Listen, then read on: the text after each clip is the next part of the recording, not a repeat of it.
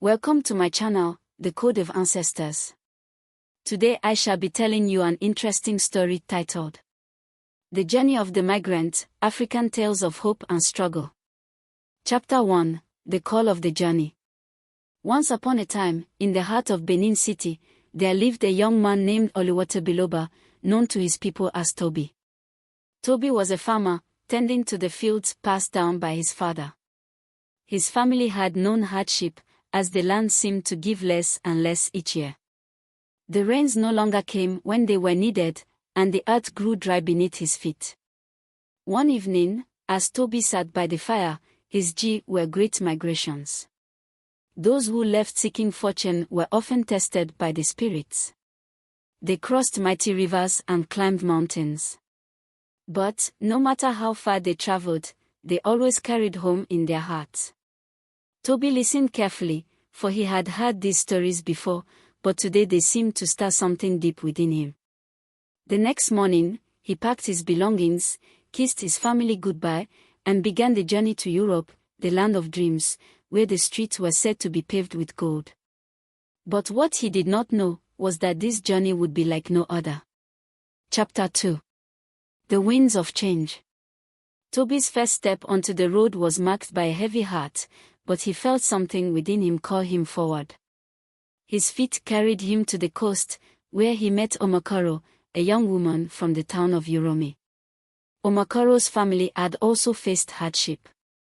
Her father, a skilled craftsman, could no longer sell his wares in the market, and her mother's crops had been eaten by locusts. Together, Omokaro and her brother made the decision to leave, to find a life that would offer them the opportunity to thrive. Omakaro's journey, however, was filled with doubt. Will they accept us there, she often asked. Will we ever return to our homeland? In the village, elders had long told the story of Obayuwe, who had journeyed far to seek a life of peace, but it had come at great cost. The elders always spoke of how Yuwe returned, though different, but with stories that would become legend. Omokaro took strength in these stories. The thought of returning to her family one day, even with new knowledge and skills, gave her the courage to press on. Chapter 3. The Sea of Dreams. After many days of walking, Toby and Omokaro found themselves at the shores of the Great Sea. The sea was wide, endless, and full of mystery. A boat awaited them, an overcrowded, rickety vessel that would take them across the Mediterranean Sea, the final leg of their journey to Europe. As the boat set sail, the waves grew wild, and the wind howled as if warning them. Remember, the sea is both a mother and a killer, an old man told them, his eyes shadowed with fear. As the boat rocked, many passengers prayed, but Toby and Omokaro, though frightened, clung to the story their parents had told them, the story of the river god Olekan, the protector of travelers. For days, the sea tested them. There were moments when the waves seemed to rise higher than their hopes. There were times when they thought they would never reach land.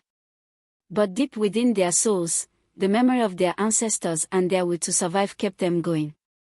And then, one fateful day, land appeared on the horizon. Chapter 4. The Land of Promise and Peril. They arrived in a land that was not like home. The people here spoke a language they could not understand. The food was different. The streets were cold and unfamiliar. And the rules were not the same.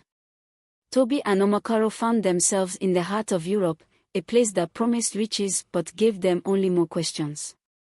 They were not welcomed with open arms. Work was scarce, and survival was even harder. But the lessons of their people gave them strength. Omokaro found work in a restaurant as a cook. She remembered the stories of her mother, who had taught her to make soup with whatever she could find. In her new life, she made soup for the people of Europe, just as her ancestors made meals that united families during hard times. Toby, on the other hand, struggled. He had come with dreams of farming in fertile lands, but his skills were not what the people needed. The work was different here. It was not until he met an old woman, Omi Aleba, who saw the pain in his eyes, that he began to understand his purpose. Oluwatobiloba, she said, you may not farm here, but you can plant ideas. The fields of Europe are not of soil, they are of minds and hearts. Work with them as you would with your soil. These words changed Toby's perspective. He began to study the land of ideas. He became a teacher, helping those who spoke the language of the land to understand the beauty of his own culture, and to grow their knowledge as he would tend a field. Chapter 5. The Return. Years passed, and both Toby and Omokaro found their places in this new land. But their hearts never forgot their roots. They sent money back to their families in Edo, and they kept the stories alive, stories of strength, survival, and the eternal journey. One day, Toby stood on a hill, looking out at the city of his new home. He thought of the old stories told to him by his grandmother, of those who journeyed far and returned with tales of transformation. Toby realized that, like the ancestors before him, he had crossed oceans, faced hardship, and changed. But the true return was not to the place he left, but to the self he had become. The journey of the migrant was not just about crossing borders, it was about the transformation within.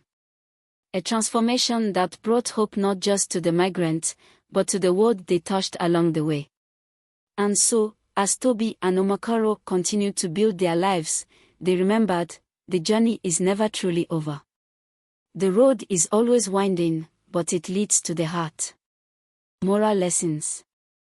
Dear listener, the tale of Oluwatobiloba and Omokaro reminds us that the journey of migration is one of strength, hope, and struggle. But it is also a journey that connects us all, no matter where we come from. We are all travelers seeking something greater. Just as the river flows from one place to another, so too do our dreams flow, weaving through time and space, bringing us closer to understanding. Thank you for listening and watching my storytelling tales. Do well to subscribe and share this story to others to learn. Until next time, may your path be filled with hope and strength.